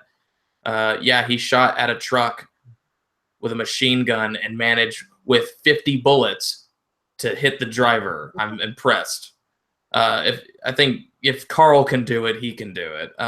But he's not a survivor. He's not a fighter. He's just one of these dudes who hasn't actually had to see it up close. Because even when shit went down in Alexandria and the wolves like raided them, out there trying to kill one walker with the butt of his gun, and even Morgan had to do it. And everybody had to give him a pep talk going, hey, you did good. I mean, you stopped that truck almost. Still kind of hit the wall really bad, but you almost stopped it. That good job, Spencer. Good job, Spencer. Good job, Spencer. You know, like, I don't know. He has to be babysat all the fucking time. He doesn't realize that he's getting babysat, that if he went out there by himself, he'd be dead in about 15 minutes. Yeah, he would. Yeah, Critch, give me the thumbs up, thumbs down. Give me the non-spoiler account. I got to see it in my side eye. I don't blame Michonne for crying over the mattress. Yeah. Eugene is getting Rosita. Eugene is getting laid finally. Michonne is the only one who's going on with life, not acting and doing stupid shit. I mean, the other one of Deanna's sons, the one that wasn't an asshole. And okay, so we cut to Rosita in the woods. She's killing a walker. She kills another one. She kills a bunch, and two more coming up on her. And pushes another one up against a tree to make sure we get a little action in the episode. Because the Walking Dead writers are like, we're trying all this cerebral shit. We need to put an action scene in there. So they decided to put this action scene in there, and Rosita kills some zombies because she needs to get a gun, and she's killing the Negan's men that they had killed before, that group, and kind of disarming them and taking their weapons. So another big one comes on and gets killed by a tree trunk. Really good visuals. Again, The Walking Dead from a visual and from a design standpoint just keeps getting better and better. Looks better. The visuals are amazing. The sound, the production design, all those aspects of The Walking Dead and the acting is all fucking getting better and better every episode, I think. And it's story and pacing and editing and stuff. That's shit that's bothering me. But she finds the gun and it's empty, and she gets pissed off. And Rosita's like, "Fuck, this is not our life." And I almost wanted the Pixie. There goes my life. That Pixie song to start playing or something. So okay, so we go back to Rick, and he's watching Olivia and Negan outside the window, and he's looking for the guns. Everything's around him, and Gabriel comes in. And here's Gabriel. I feel like I know this is going to work out. We'll find the guns. We'll get through today. And we'll find a way to go forward. How to beat this. There is no beating this. You're just an extremist. So now he's gone to the full extreme. Now he's a complete optimist, where before he's like, we're all doomed. We're all going to die. We're all fucked. But now it's, we're going to be my friend. You're my friend. It wasn't always that way. It wasn't always that way. I don't know if I'm going to do it after. It might be too late for that. I'm probably going to do it tomorrow afternoon during the day. Sorry. But maybe. Depends how awake I am after this. Quick thinking. Thank you. Rosita is a dame. Okay, so they head outside, and here we go. This is where we get the whole balloons thing, where we get this rapey guy yelling at Enid for no reason that they put this scene in. Do we need to know that these guys are bad enough guys? Do they have to put the scene with the guy harassing Enid for her balloons? The only reason that I think it even happened, that they were trying to do, is that Carl, who almost got raped back in season 4, is witnessing his girlfriend of sorts get basically sexually harassed. And I think that that's supposed to resonate with him, and the fact that Rick just tells him, like, they'll be gone soon. Like, not to stop it, not for him to cut it out, but they'll be gone soon. Like, just, close your eyes, it'll all be over soon. Like that. And I think that you see a look, Carl gives Rick a look that I thought was pretty distinct, where it's just like complete disdain for his dad. Like, fuck you. Are you kidding me? I have to watch this shit? How soon before Carl just goes out on his own and starts trying to secretly ninja kill people and stuff like that, sneaking in the back of one of Negan's trucks and tries to kill him in the night or something? I'd love it. Yeah, at least it would be something. So we go over to Negan and he gives him his guns and he hems and haws, and Negan wants to know who's got the guns. It's one of those situations where he gives Negan what he wants and Negan's like, oh, you gave me what I want. I wasn't expecting that. And they were here after all. Oh, funny how a little holy shit, somebody's gonna die lights a fire under everybody's ass. And Olivia cries, and Negan wants to know. We go one step forward, another step back. He turns it into a situation to go hammer on Rick over and over again. And Van heads up, and we go into a transition of Negan people starting to leave the building. The van pulls up, and they got Daryl's bike. It's Rosita and Spence Dick coming back and bringing the bike back. Negan smiling, and he continues with, "It's one hell of a place you got here," and all this sort of shit. And then Rick, they see Michonne, and I think he spots the gun. I kind of missed what happened here visually. I think Negan spots that Michonne has the gun, maybe, or just spots Michonne, and Rick's like, "Please let me go in there. Just please let me go in there and talk to her. Or no, he doesn't see the gun because he's surprised when he sees it later. He just sees Michonne, and he goes, "Please let me go in there and talk to her for a second. Please let me go in there and talk to her for a second." So he runs in there, and Rick goes over, and Michonne he's holding the bat, and this is where we get my favorite line in the episode. Here it is, David. He had me hold it. He had me hold it. He had me hold it. It's so dirty. Oh, what was that? What was that, Rick? One more time, buddy. Tell me. He had me hold it. Shut the fuck up, Rick. Shut the fuck up, Joe. Rick, yeah. He had me hold it. Oh, God. Sorry, but yeah, he had me hold it. I love that. I love that line. You gotta put that in with a Game of Thrones one. It's like, he had me hold it. There you have it. Like the Tyrion thing. Like, there you have it. So a dwarf's cock is good look. He had me hold it. Had me hold it. Yeah, that's perfect. That is great. We have to get our buddy the Pizza Lab Music to do us some more mixes with that stuff. That'd be awesome. So so we move on from. He had me hold it.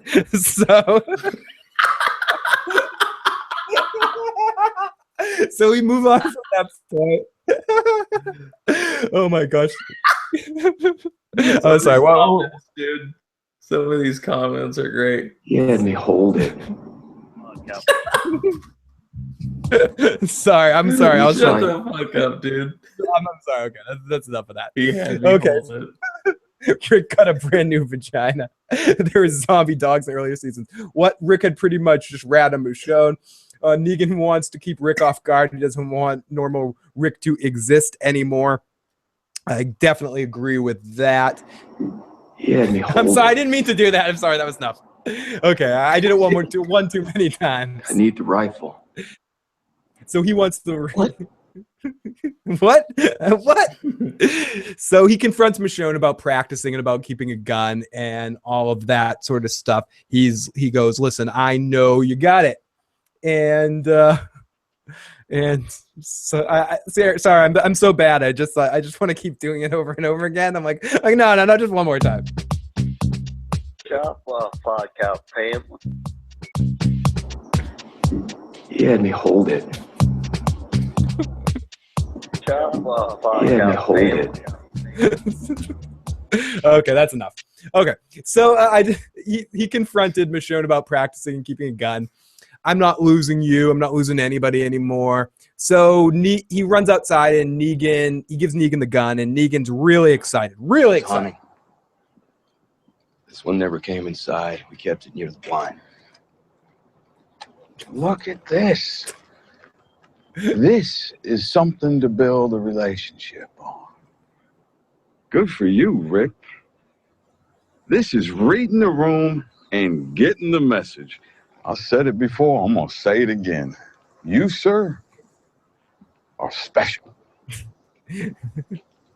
You, sir, are special.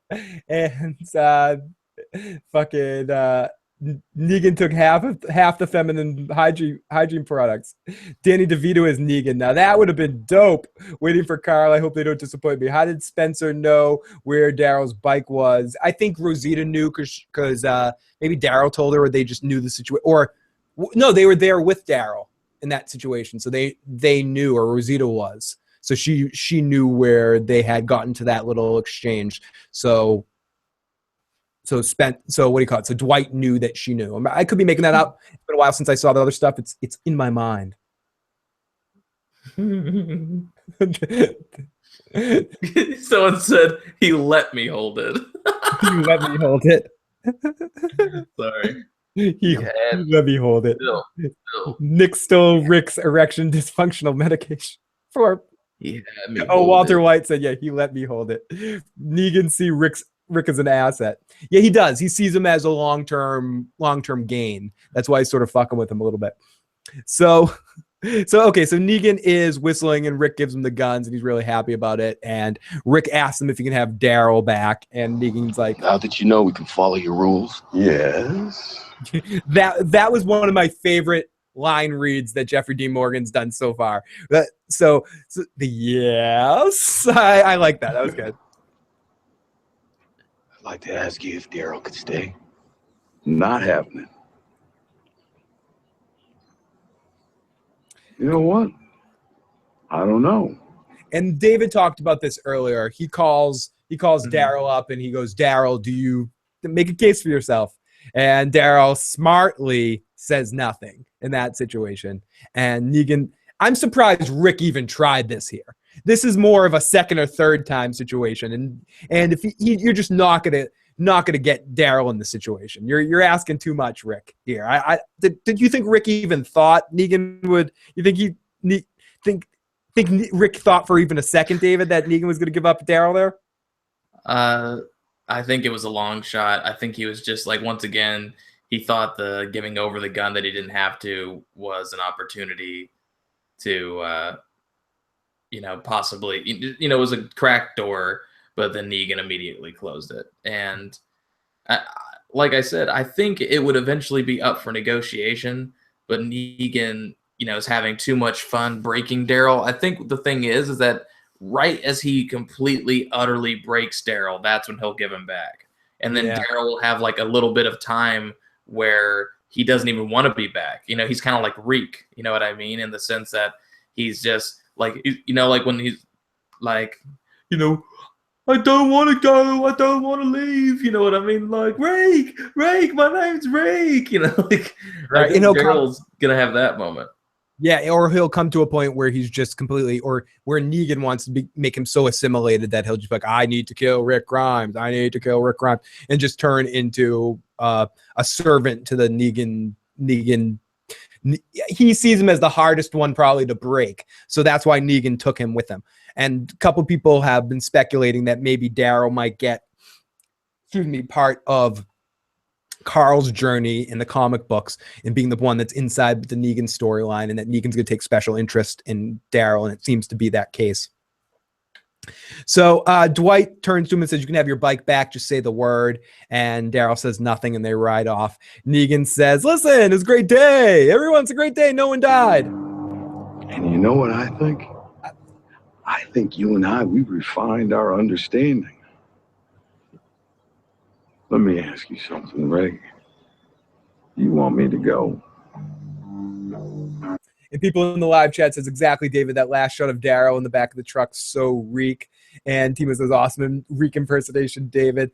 Corey Mitchell says, friends, okay, I wouldn't go so far. You simply babysit Judith after Tyrese. Oh, talking about Father Gabriel. I just kind of need you, but friends is stretching it. I think that'd be good. And just say those two magical words.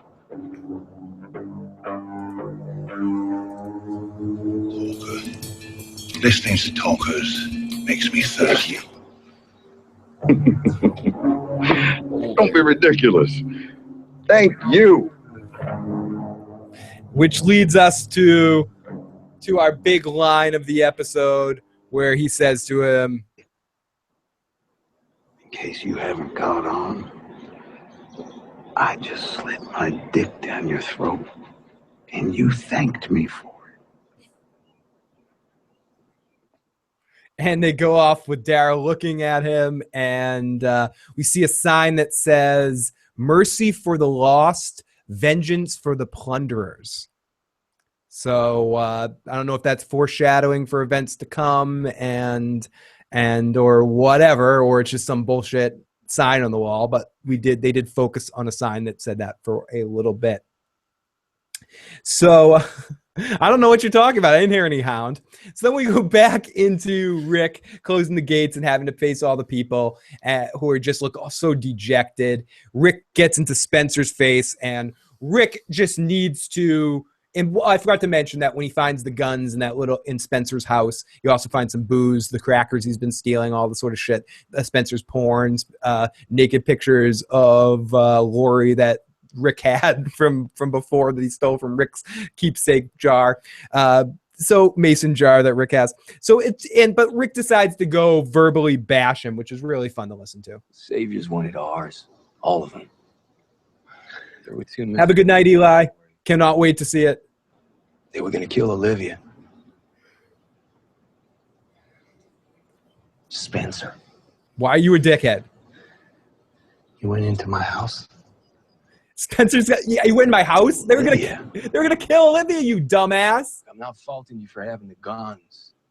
I did it myself, but the food and liquor, that's because you're small, Spencer. You're weak.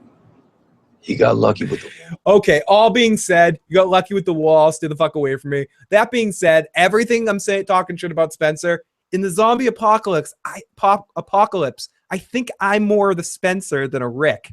When it comes down to it, I'll probably be that guy that's hoarding pizza rolls and trying to hide my last little bud of a sandwich from somebody so I don't have to share it. I'm probably that asshole, David. I think I'd be Sam. I think I'd be just like waiting for cookies upstairs until my record played. It's Easy Street. Oh no, it'd be a different song. Sam's song. Yeah, you'd have your little record playing. Through the tulips, I'm ready to eat cookies and tiptoe through the tulips. I'm dead. Look at the flowers, David. Look at the flowers. Yeah, just look at the flowers. Don't worry, he's safe underneath the dumpster, you guys.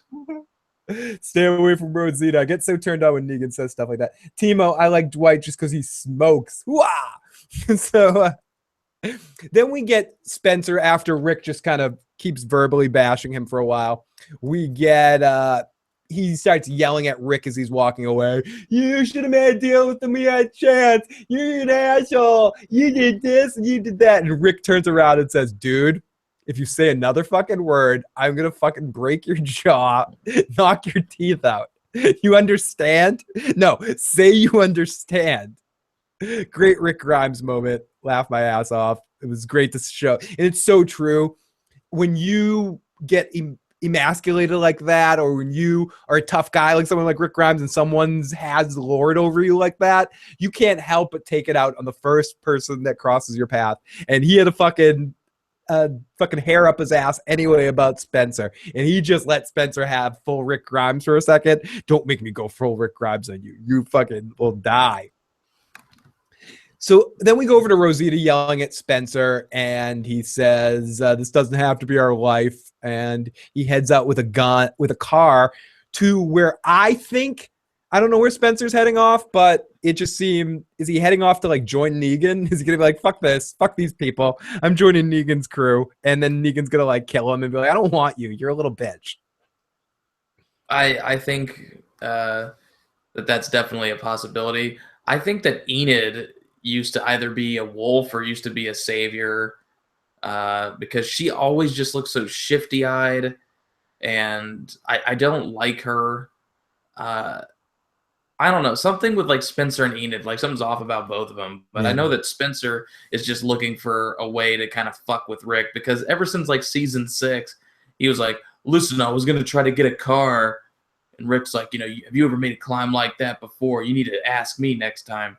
And Spencer just goes, well, if I had asked, would you have even listened to me, Rick? It's like, shut the fuck up. Like you do not have the balls to back this up. Like, you were just talking out of your ass.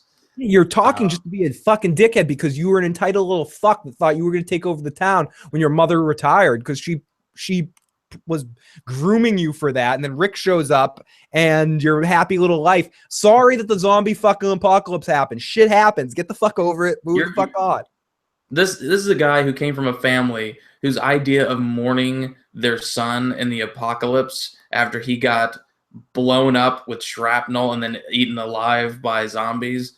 Their idea of celebrating it was to play some house music and sit around and just do this. I hate how there's trumpets and there's drums at the same time, you know, like, and then like Reginald, like I remember Reg was just sitting there and he took his glasses off and he did like really good acting, but it didn't match the scene at all because the music's like, yeah, I'm gonna fucking kill you in your sleep, yeah. And then Reg is just like this. Turn it off. He always loved that song, Killing You in Your Sleep. Spencer was just pulling the car around back to Sintovia. He's too scared to go to the saviors. Yeah, he's a little bitch. He just wants to complain. He's not actually going to do anything. So we go to Rick, and this is sort of the end of our episode as we're getting to the end here. Rick's making a cot on the floor, and Michonne is watching. They took the mattresses, and they talk about the rifle, and they joke about, or not joke, but Rick kind of probes her. Did you take any more? Did you hide any more? And Michonne says no, because knowing that Rick would rat her out if she did. So she says, everything we got from fighting. Rick says, they got numbers. We need to play by the game. There's nothing else we can do in this situation. We're fucked. We're up against it. And Michonne's like, how can I live that way? How can I possibly deal with eating that much shit in my life? How can I be a complete suck, like just deal with the most horrible thing, have to eat this much shit? And Rick decides to tell the story of stories. And this one, I'm actually going to play the whole thing. So this is Rick telling the story of his best friend. He was my partner. He got Lori and Carl to safety right after it all started. I couldn't. I was in the hospital. I didn't know what was happening. Lori was a whore. My friend. The whore's pregnant. Oh, Shane. She was a whore, Tony. Just a whore. Atari Dad says, Deanna didn't have a third son. Spencer just used to be more Taro before the second half of last season. I mistook him for another character. They thought I was dead. Hogarth says, why not fake the paperwork? I know Judith isn't mine. I know it. Shame. I love her. She's my daughter. But she isn't mine. I had to accept that. I did. So I could keep her alive.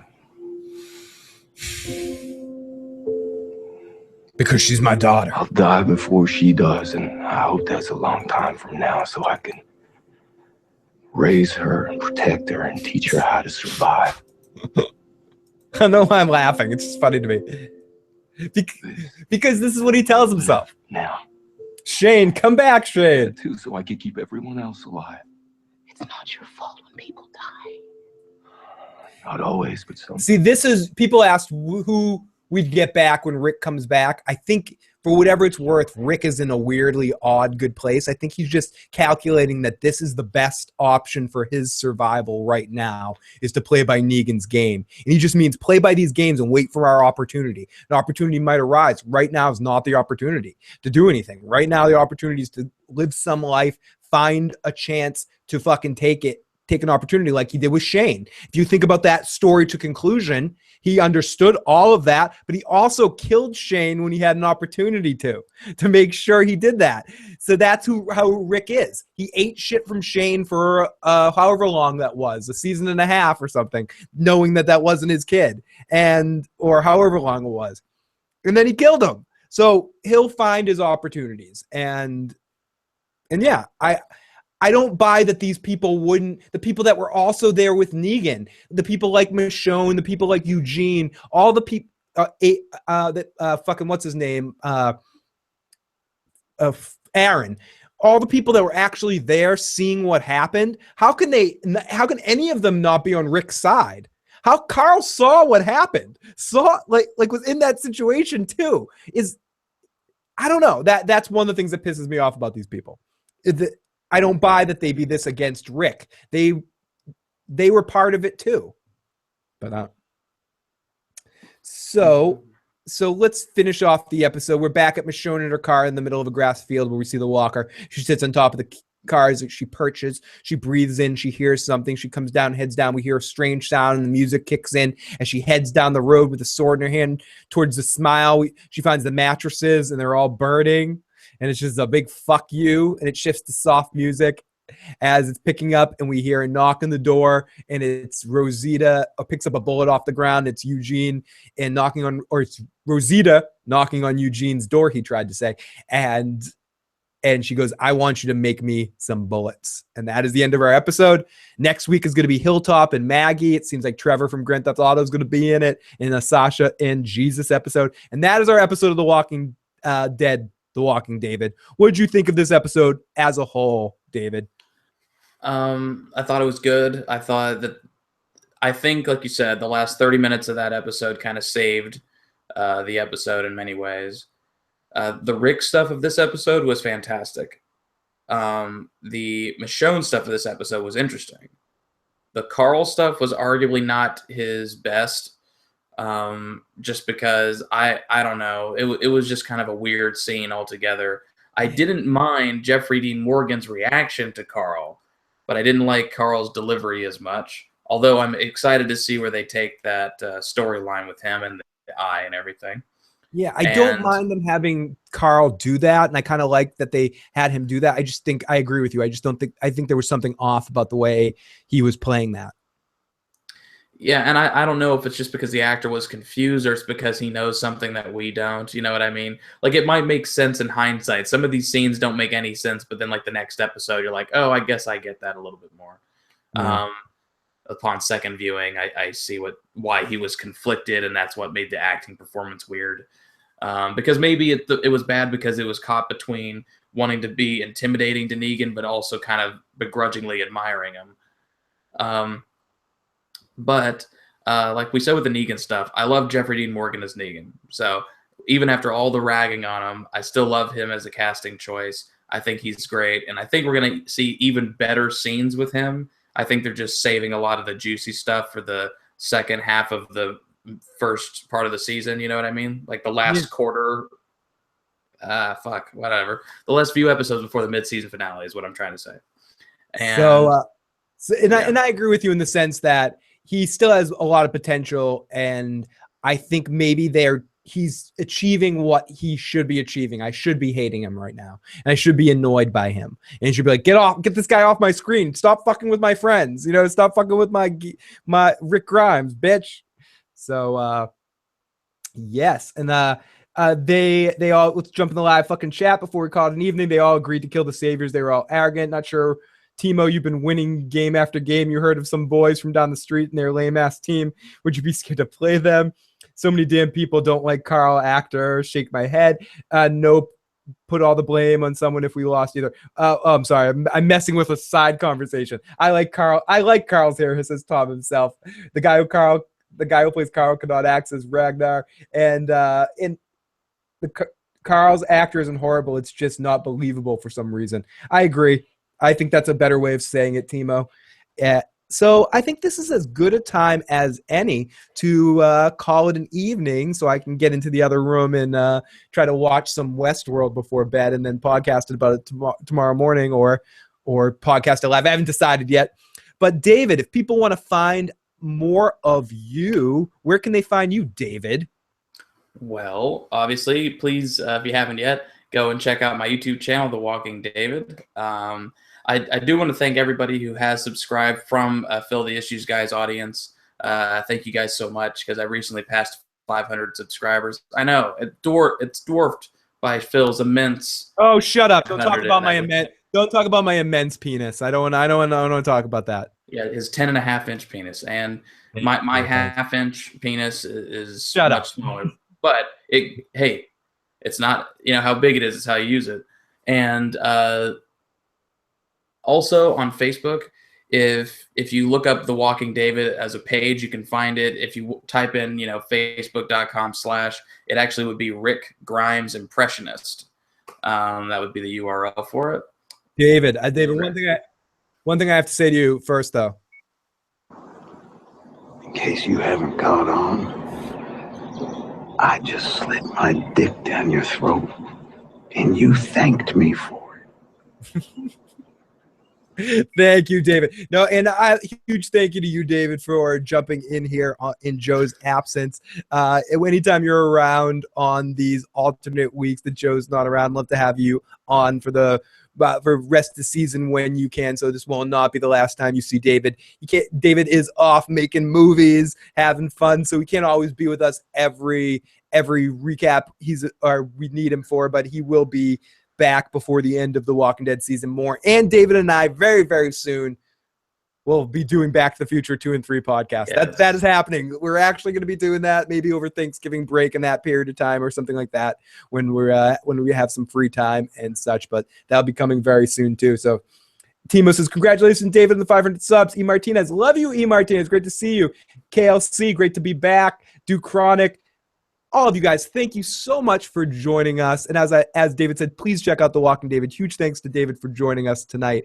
And if you haven't already and you're watching, please hit that like button. Please hit the subscribe button. Join us for more fun, more Walking Dead fun. I'll be back either later tonight or tomorrow afternoon to talk about some Westworld, probably leaning more towards tomorrow afternoon at this point. And then back next week with Joe and Katie to talk about some Walking Dead.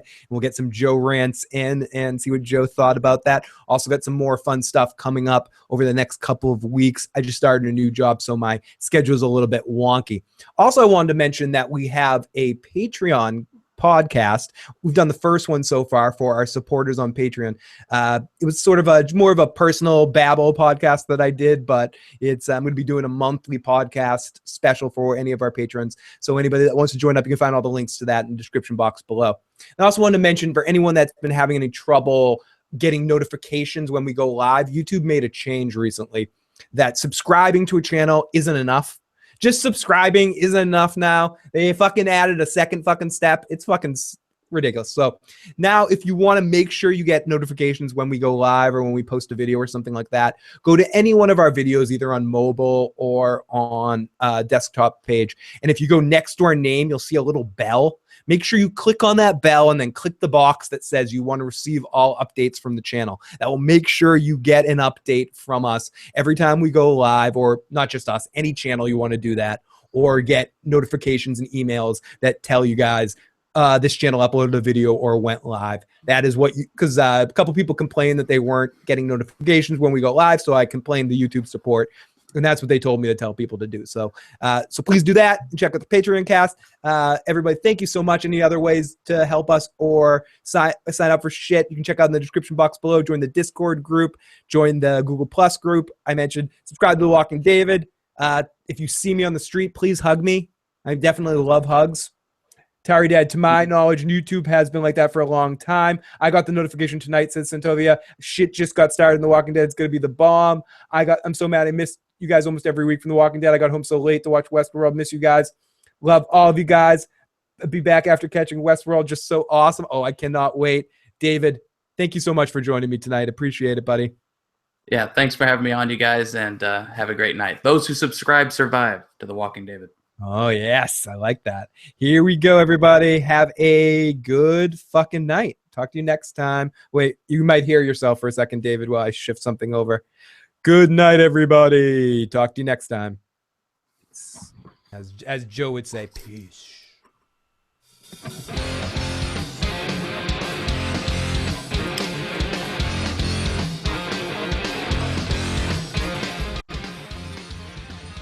Yeah, for some reason I didn't know that, Atari Dad. Thank you so much for letting me know. Yeah, a couple people having problems. Carl.